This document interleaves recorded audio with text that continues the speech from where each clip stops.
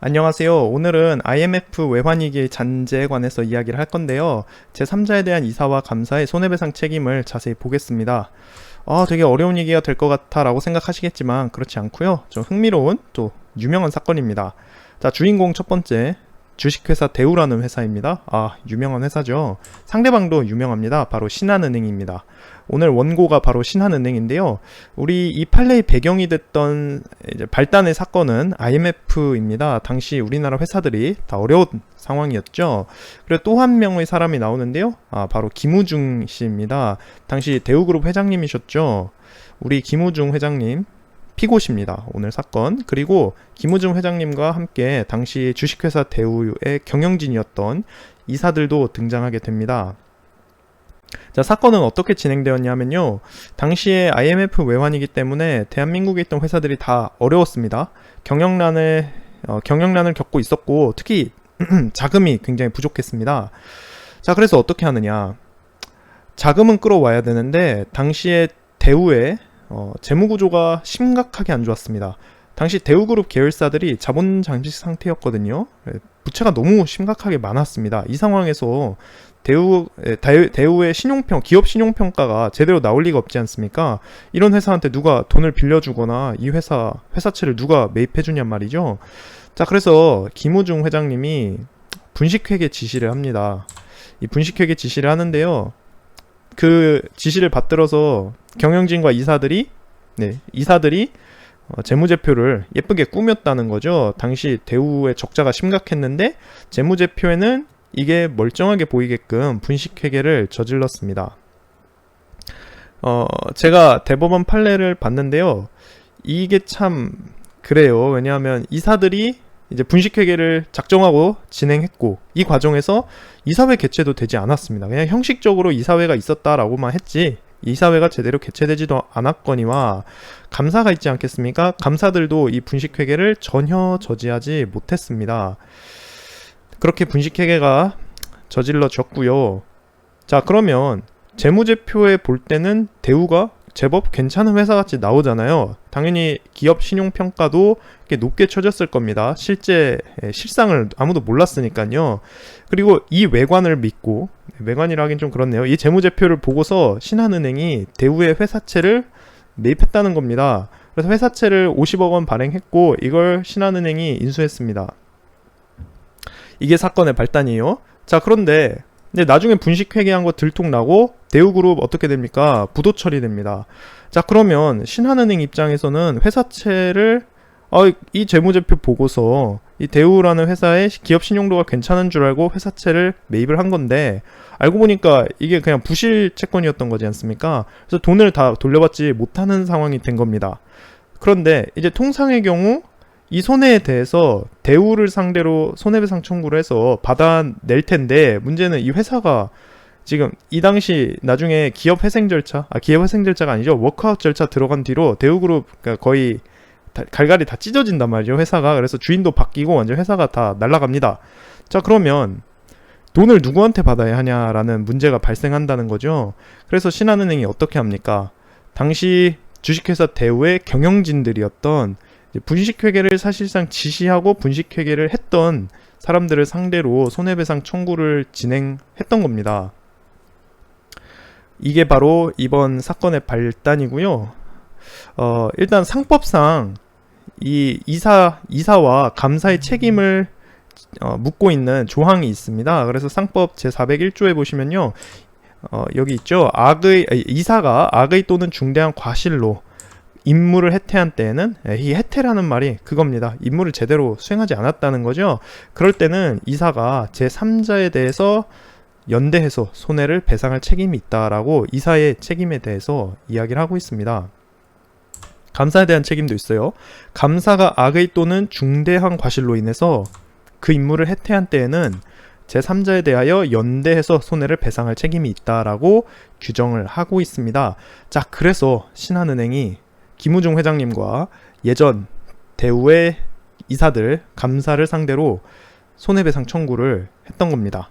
그래서 이 사건이 많이 유명해요. 그래서 우리 대법원 판례를 통해서 어떻게 결론이 났고 무엇을 중점적으로 봤는지, 그리고 모든 사건 전말을 다 드러내고 있지는 않지만 그래도 어떻게 분식회계가 진행이 됐고 이런 절차까지 판례에서 이야기를 하고 있거든요. 우리 한번 보겠습니다.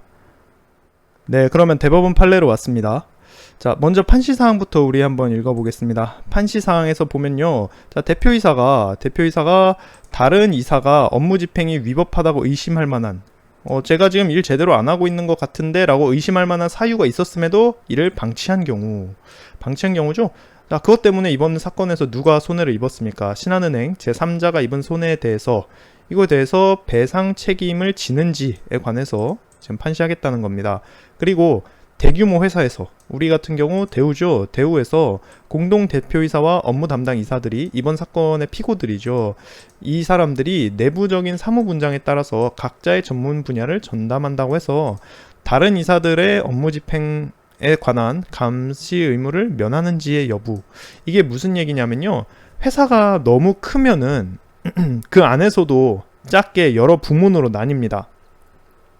우리 대우 같은 경우에는 이번에 네, 여기 나오는데요. 보시면은 당시 대우 같은 경우에는 뭐라고 합니까? 무역 부문과 건설 부문이라는 두 영역이 조직상 뚜렷이 구분되어 운영이 되었다는 거죠. 자, 이 얘기가 그겁니다. 그래서 이 내부에서 이사들이라고 할지라도 이제 각자의 전문 분야를 전담하고 있었다는 겁니다. 그래서 다른 부문에서 회사의 다른 부문에서 뭘 하는지는 이제 잘 모를 수도 있다라는 그런 이야기인데요. 이럴 때 다른 부문의 이사들이 업무 집행에 관한 감시 의무를 면하는지 여부 모를 수 있는가 뭐 그런 거를 한번 판시하시겠다는 겁니다. 그리고 대규모 상장 기업에서 우리 같은 경우 대우죠. 대우에서 일부 임직원의 전횡이 방치되고 있거나 방치됐었죠. 이번 사건에 대해서는. 자, 이런 경우에 감사들이 제대로 그 임무를 수행하지 못한 거는 사실입니다. 지금. 자, 이런 상황에서 또 중요한 재무 정보에 대해서 감사의 접근이 조직적으로 지속적으로 차단되고 있었다는 겁니다. 이번에 그랬다는 얘긴데요. 자, 이런 경우에 감사의 주 의무의 정도라고 이것도 판시하시겠다고 말씀하고 계십니다. 이게 좀 중요한 이유가요. 우리 상법에서는 지금 보시면 악의 또는 중대한 과실로 인해서 감사가 그 임무를 해태한 때, 임무를 제대로 하지 못한 때에 연대에서 손해배상할 책임이 있다고 이야기를 하고 있거든요. 악의 또는 중대한 과실이라고 하잖아요. 이거에 대해서도 한번 오늘 자세히 봐야 할 것 같습니다. 자, 그래서 일단 판결 요지가 그거죠. 이제 대법원에서 어떻게 판단을 했는지, 이 판시 사항에 대해서 어떻게 판단을 했는지에 대해서 말씀하시는 건데요. 자, 우선 여기 보시면 대표이사는 기본적으로 이사회 구성원으로서 다른 이사들에 대한 전반적인 업무 집행을 감시할 권한과 책임이 있다라고 말씀을 하십니다. 자, 그렇기 때문에 뭐 업무 집행이 위법한 것 같아라고 보일 만한 사유가 분명히 있었는데 악의 또는 중대한 과실로 인해서 감사 의무를 위반했다. 감시 의무를 위반해서 이를 방치한 때에는 뭐라고 합니까? 제3자가 입은 손해에 대하여 배상 책임을 면할 수 없다. 배상 책임을 진다는 그런 말씀을 하고 계시는 겁니다. 또 이 감시 의무의 구체적인 내용은 다양한 이런 상황에 따라서 크게 다를 수도 있는데 고도로 분업화되고 전문화된 대규모의 회사에서 공동 대표이사와 우리 이사들, 피고들이 내부적인 사무 분장에 따라서 아까 말했던 내용이죠. 회사가 너무 크니까 서로 다 갈라져 있었다는 겁니다. 그래서 이런 불가피한 경우라 할지라도 그러한 사정만으로는 다른 이사들의 업무 집행에 관한 감시 의무를 면할 수는 없다. 그렇게 말씀하십니다. 회사가 크고 여러 부문으로 나뉘어져 있다라고 할지라도 다른 이사들의 업무 집행에 대한 감시 의무를 해야 된다는 감시를 해야 된다 그런 말씀을 하시는 겁니다. 이런 경우에는 합리적인 보고 시스템과 내부 통제 시스템을 구축하고 이게 제대로 작동하도록 배려할 의무가 이사회를 구성하는 개개인 이사들에게 주어진다는 그런 이야기를 하고 계십니다. 이거 굉장히 중요한 얘기죠. 이게 우리가 쉽게 얘기하는 이 내부 통제 시스템 아니겠습니까? 이런 걸 구축하고 제대로 작동하게 만들 그러한 권리가 아니죠. 의무가 이사회를 구성하는 이사들에게 있다. 그런 말씀을 하는 것입니다. 근데 이런 노력 안 했거나 이런 시스템이 있다고 해도 이런 일을 제대로 운영을 못해서 감시 감독을 의도적으로 외면한 결과 뭐 위와 같이 이번 사건과 같이 이런 분식회계 사건이 터지지 않았습니까? 이런 경우엔 책임을 면할 수 없다. 그런 말씀을 하십니다. 그리고 이번 사건처럼 지속적이거나 조직적인 감시 소홀의 결과로 인해서 다른 이사나 직원의 위법한 업무 집행으로 인한 뭐 손해를 배상할 책임 있다. 그렇게 결론 내주셨습니다. 네, 좀 길게 말씀을 하셨지만 간단하게 말하면 회사 안에 있고 자신이 대표이사 또는 이사라는 직책을 지고 있으면 다른 이사들의 위법한 행위가 있는지 없는지에 대해서 감시할 의무가 있다는 겁니다. 이를 제대로 하지 않았다면 손해를 배상할 책임이 있다라고 결론을 내려주셨습니다. 감사 역시 이게 좀 중요한데요. 우리 상법이나 기타 법령 정관에서 정한 것처럼 선량한 관리자의 주우 의무를 다해야 합니다. 이거 굉장히 중요한 말인데요. 이거를 제대로 하지 못한 상황, 악의 또는 중과실로 이걸 못한 경우에는 뭐 여러 가지 문제가 있겠습니다만 이번 사건에 대해서 어떻습니까? 대규모 상장 기업에서 일부 임직원의 전횡이 방치되고 있거나 대놓고는 아니었겠지만 분식회계 저지르지 않았습니까? 임직원의 전횡이 방치되고 있고 중요한 재무정보에 대한 감사의 접근이 조직적 지속적으로 차단되고 있는 상황. 아마 이 사건의 피고셨던 감사들이 이렇게 주장하셨던 것 같습니다. 재무정보에 관한 자신의 접근이 차단되고 있었다, 뭐 그렇게 주장을 하셨던 걸로 보이는데요.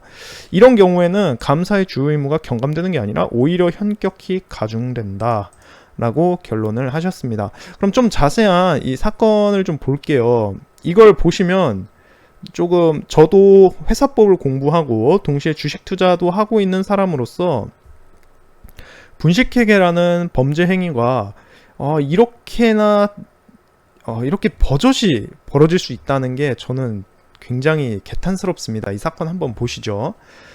지금 보시면요, 일단 기업체의 재무제표에 관해서 이를 말씀하고 계시는데요. 이 굉장히 중요하다, 그런 이야기를 이렇게 쭈루루루루 말씀하고 계시는 겁니다. 네, 신용 등급 평가와 뭐 금융기관의 여신 제공 여부 등등 뭐 결정의 중요한 판단 근거가 된다는 거죠. 그렇다고 합니다. 자, 그러면서 이게 이렇게 중요한 게 재무제표인데 우리 대우가 어떤 행위를 했다고 하시는 겁니까? 지금 보시면 1997년 기준으로 해서 재무 상태가 자산은 24조 3,416억 원인데 부채는 34조 4,152억 원, 자본 잠식 상태에 있었다는 겁니다. 이거면은 자본 잠식 상태에 있었고요. 뭐 등등등 회사가 굉장히 안 좋았다, 그런 이야기를 하시는 겁니다. 근데 이걸 어떻게 했다고 합니까? 이런 상황이었음에도 지금 보시면은 뭐 허위로 감소시키고 자기 자본 합계 뭐 허위로 증가시키고 뭐 등등등 이런 행위를 함으로써 지금 보시면은 허위로 재무제표를 작성한 상황이었다. 이건 이제 사실관계에서 다 밝혀진 겁니다. 지금 이런 상황이었다. 한마디로 분식회계를 저지른 상황인데요.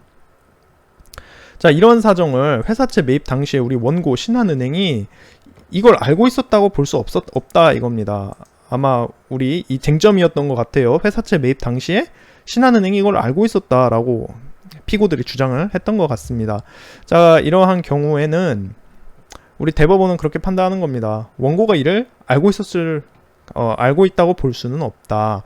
그리고 회사채 매입 당시에 신용평가기관의 신용평가에서 재무구조가 상당한 비중을 차지하고 있다. 뭐 등등등 해서 이번 분식회계로 인해서 원고나 신용평가기관의 회사채 발행 및 매입 등을 위한 평가가 크게 영향을 받았다라고 인정을 하고 계시는 겁니다. 그래서 이 잘못된 신용평가의 기초에서 회사채 매입이 이루어졌고 그렇다는 겁니다.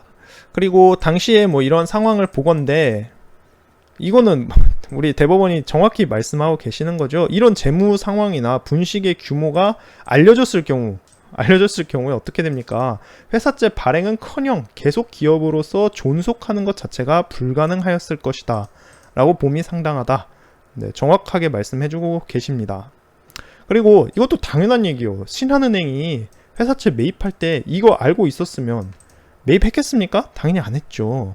그래서 이런 얘기도 하는 것입니다. 매입하지 않았을 거다 당연한 거 아니냐. 그렇기 때문에 이번 분식회계와 원고의 회사채 매입 사이에 인과관계가 있다. 그를 부인할 수는 없다라는 말씀을 하시는 겁니다. 그렇습니다. 또 이제 굉장히 중요한 게 여기 있습니다. 이제 각자 피고들이 주장한에 대해서 대법원이 말씀을 하고 계시는 건데요. 이제 피고 5의 주장 흥미롭습니다. 뭐라고 말씀하시냐면요. 예, 여기 그런 거죠. 이건 이제 아까 우리가 봤던 상법 조항을 말씀을 하시는 거고요. 지금 보시면 대표이사가 업무 일체를 다른 이사 등에게 위임하고 대표이사로서의 직무를 전혀 집행하지 않는 것. 그 자체가 이사의 직무상 충실 및 선관 의무를 위반하는 행위라고 말씀하십니다. 이거는 피고 5가 그렇게 주장하셨던 것 같습니다. 본인은 대표이사긴 하지만 이제 업무 일체를 다른 이사한테 줬다 이거죠. 약간 이렇게 말씀하시긴 그렇지만 이제 나는 이름만 빌려줬다 약간 그렇게 말씀하신 것 같습니다. 주식회사 보면은 실제로 그런 분들이 있거든요. 그러니까 자신이 대표이사 또는 이사직을 맡고 있지만 실제 이제 실무를 진행하는 사람은 이제 다른 사람에게 위임하는 경우, 그런 경우 있습니다. 실제로. 자, 그런 상황이었기 때문에 자신은 그렇게 주장하셨던 것 같아요. 자, 하지만 우리 대법원이 뭐라고 말씀하시냐면요. 이거 자체가 이사의 직무상 충실 및 선관 의무를 위반하는 행위에 해당한다. 그렇게 봐야 한다라고 이야기를 하시는 겁니다. 설령 피고 5가 그 주장처럼 형식상 또는 예우상의 대표이사에 불과해서 대우 업무에 일체 관여하지 않았다라고 해도 그러한 사정만으로는 이 사건 분식회계로 인한 책임을 면할 수 없을 것. 그렇습니다. 그리고 또 다른 피고들의 주장인데요. 여기 보시면요. 이사가 악의 또는 이것도 아까 법률에 관한 말씀을 하시는 거고요. 경제사회에 있어서 중요한 지위에 있는 주식회사의 활동이 그 기관이 이사의 직무집행에 의존하는 것을 고려해서 제3자를 보호하고자 이 법을 만들었다는 겁니다. 그래서 이사가 악의 또는 중대한 과실로 이 의무를 위반한 경우에는 제3자에게 손해를 입힌 경우에는 임무 해태 행위와 상당히 인과관계에 있는 제3자의 손해에 대해서 손해배상을 진다. 이것이 우리 상법 제401조의 입법 취지라는 겁니다. 그래서 요런 말씀을 많이 하시고요. 여기 보시면요. 다른 대표이사나 업무 담당 이사의 업무 집행 행위가 위법하다 의심할 만한 사유가 있음에도 위에서 하셨던 말씀을 다시 하시는 건데요. 이거를 악의 또는 중대한 과실로 감시 의무 위반해서 방치한 때는 배상 책임 면할 수 없다. 말씀하십니다. 뭐 이렇게 다를 수도 있겠지만 결론은 손해를 배상할 책임이 있다라고 이야기를 하시는 겁니다. 또 원심이 인정한 바 보시면은 아까 우리 얘기했던 것처럼 대우는 이제 무역 부문과 건설 부문이라는 조직상 뚜렷이 구분이 되어 있었고 등등등등 이야기를 하지만 여기 보시면은 무역관리 부문은 부사장인 피고 10의 소관이었고 무역관리 부문의 회계본부장인 피고 7의 지휘 감독하에 무역관리 부문의 회계조직이 수행하였던 점. 이 사건 회계 분식은 보시면은 1998년 1월경에는 대우의 자기 자본이 완전히 잠식되어서 부채 비율을 산출할 수도 없었을 뿐만 아니라 막대한 적자가 발생하여 배당조차 할 수 없게 되는 등 재무구조 및 경영 성과가 부실한 것으로 나타난 자체 결산 보고를 받은 우리 피고 김우중 회장님이 뭐라고 이야기를 하셨답니까?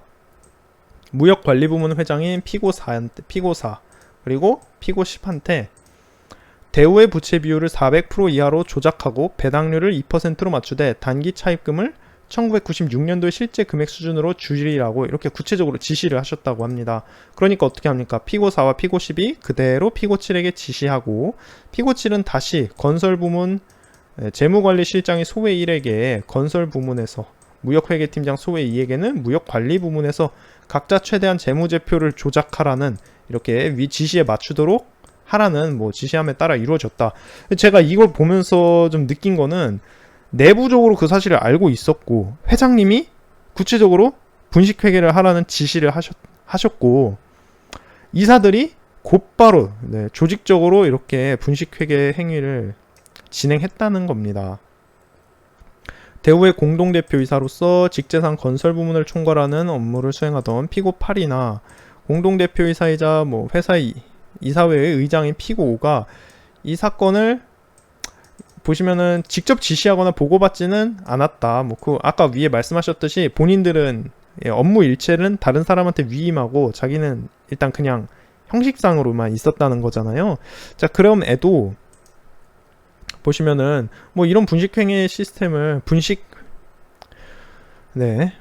분식행위를 막을 보고 시스템이나 내부 통제 시스템도 없었고 실제로 김우중의 지시에 따라서 불과 한두 달 내에 그가 제시한 목표 수치에 맞추어서 회사의 모든 영업 부문에 걸쳐서 전사적인 회계 분식이 결행되었다. 또 피고 5와 피고 8이 여기에 관여하지 아니한 대우의 이사들은 대부분 사무 분장에 의하여 맡은 소관 업무를 처리했을 뿐 분식회계 가능성에 대한 뭐 그 어떠한 주의도 기울인 바 없다. 그래서 실제로 이 과정에 분식회계를 저질렀던 임직원들은 그 어떠한 제지나 견제도 받지 않았다.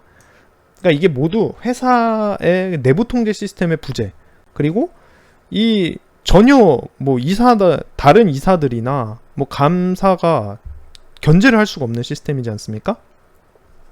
이사회가 사실상 제 기능을 못하고 있었다라는 그런 이야기입니다. 보시면은 대우에서 실제로 이사회를 개최하지도 않았다는 겁니다. 이사회 업무를 담당하던 부서에서 이사회 의사로 그냥 작성한 다음에 자기들이 보관하고 있던 임원들의 인장을 날인하는 것이 관행처럼 되어 있었다는 겁니다. 그래서 실제로 재무제표의 승인을 위한 이사회가 개최되지도 않았다. 이게 참 이 회사의 기관을 공부한 저로서는 어떻게 회사가 이렇게 운영이 될 수 있지? 굉장히 이해하기 어렵네요. 이해하기 어렵습니다. 당시에는 이렇게 할 수 있었나 봐요. 충격적입니다. 그래서 그렇기 때문에 피고 5와 8은 대표이사로서 뭐 감시 의무를 지속적으로 뭐 소홀히 했다 등등 이야기를 해서 그리고 네, 그래서 보시면은 대우의 이사회가 거의 개최되지도 않았다. 그리고 대표이사들마저도 회계의 적성성에 관심을 갖는 것, 이게 이례적으로 자꾸 말이 꼬이네요. 이례적으로 받아들여지고 있을 정도였고 대규모의 회계 분식이 아무런 견제나 저항도 받지 않았다. 그렇습니다. 이 사건만 봐도 저는 참 그렇습니다. 상당히 안타까운 사건이네요. 자, 그러면 좀 더 이어서 보자면요. 여기서부터 나오는 건 우리 이제 아까 위에까지는 이사들에 관한 이야기였고요. 이번엔 감사의 책임에 관한 내용입니다. 네, 지금 보시면은 일단 우리가 아까 위에서 이야기했던 내용과 비슷한데요. 일단 우리 감사는 뭐라고 합니까? 선량한 관리자의 주 의무를 다해서 이행해야 하고 악의 또는 중과실로 선량한 관리자의 주 의무에 위반해서 그 임무를 해태한 때에는 제3자가 입은 손해를 배상할 책임이 있다라는 것이 우리 대법원의 입장입니다.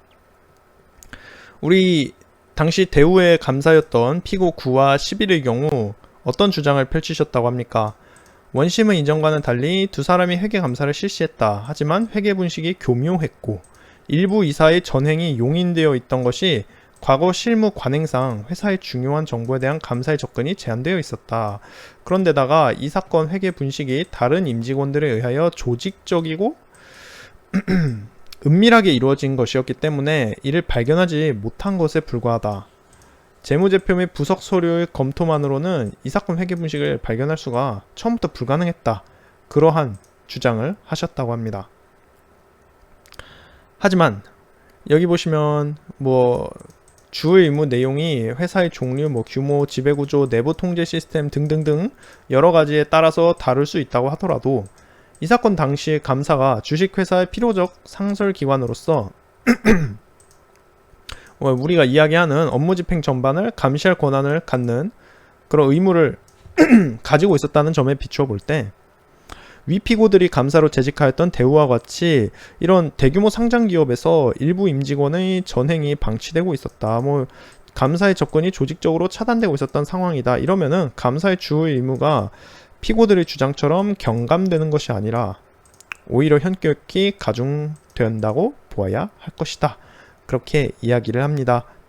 구체적으로 보시면은 회계 분식 시도를 견제하기 위한 정보 및 보고 시스템, 내부 통제 시스템 구축되지 않았고 이사회도 형해화되었다. 이사회 아무런 재구실 못했다는 겁니다. 저는 이게 이사회도 형해화되어서 감시 기능을 전혀 수행하지 못하고 있었으며 그 결과 피고들이 이런 임직원의 전행의 관행이라는 명목으로 조직적으로 구조적으로 장기간 방치되어 온 점, 또 감사 당시 우리 감사였던 피고 9와 피고 11의 경력을 볼 당시에 보면은 이 사람들이 대우의 지배구조와 재무 상황 및 잠재적 분식 요인에 관하여 잘 알 수 있었다고 봄이 상당하다는 겁니다. 이 사건이 좀 흥미로운데요. 지금 보시면 1997년 회계연도 당시에 대우의 상근감사로 재직 중이던 피고 9와 피고 11 이 사람들한테 주어진 직무가 최종적인 결산 재무제표 및 부속 서류 검토 이거에 국한되는 것이 아니라 지금 보시면 의도적인 조직적인 분식 시도가 개입되었는지 이런 여부에 관해서 일상적으로 주의를 기울일 것이 요구된다고 봐야 한다는 사실입니다. 그런데 사무 분장상 각 분부에 관한 내부 감사만 하다가 중요한 접근에 대한 제한이 되었다. 그런 이유로 인해서 제대로 실시하지 못했다. 현재 그런 사실의 경우 악의 또는 중대한 과실이 있었다라고 인정할 수 있어 보인다. 그런 이야기를 하십니다. 그리고 보시면 우리 피고 9는 감사로 근무하기 전에 뭐라고 하십니까?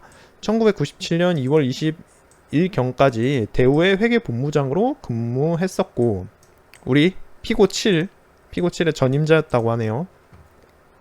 피고 11은 당시까지 4년이나 대우의 감사로 재직 중이었던 점 등에 비추어 보면 이게 지금 우리 대법원이 피고들의 주장을 받아들이지 않는 원인 중 하나죠. 지금 보시면 이렇게 일하고 있던 사람들이었기 때문에 피고들이 주의 의무를 다했다면 이 사건의 회계 분식의 상당 부분을 감지하고 방지할 수 있으리라고 봄이 상당하다. 그렇게 이야기를 하십니다. 이 인과관계 역시 부인할 수 없다라는 겁니다. 그래서 미피고들이 중대한 과실로 감사로서의 임무를 해태하였다고 봐야 한다. 그 책임을 인정한 결론은 정당하고 그렇게 결론을 내리셨습니다. 이 사건 목이 조금 아프네요. 그래서 간단히 말해서 그겁니다. 회사에 이제 우리 대표이사나 이사, 감사가 그 임무를 소홀히 했다. 우리 상법에서는 임무를 해태했다고 하죠. 자, 이런 경우에는 연대해서 제3자에게 발생한 손해를 배상해야 한다. 그런 결론을 내리고 계십니다. 이 대우 사건은 좀 상당히 유명합니다. 이 판례뿐만 아니라 또 한 사건 더 있을 거예요. 그 사건 같은 경우에도 이제 대우한테서 받을 수 없었던 대우의 분식회계로 인해서 받은 손해에 대해서 당시 회사 임직원들한테 그 손해배상 청구를 했고 대법원이 원고 부분 승소 판결을 내린 것으로 제가 알고 있습니다. 이 사건 같은 경우도 결국에는 피고들이 패소했죠. 그래서 우리가 그렇게 이야기를 해봤습니다. 목이 좀 아프네요. 오늘 내릴 수 있었던 결론은 IMF 당시에 우리나라 회사들이 많이 어려웠던 것은 사실입니다. 하지만 이렇게나 대규모 분식회계를 저지르고 그것도 이제 회사 내부에서 이를 견제하는 그 어떠한 수단도 없었다는 겁니다. 그래서 이 시기에 주식 투자를 하셨던 분들은 정말 힘드셨을 것 같아요. 다들 좋은 하루 되시길 바랍니다.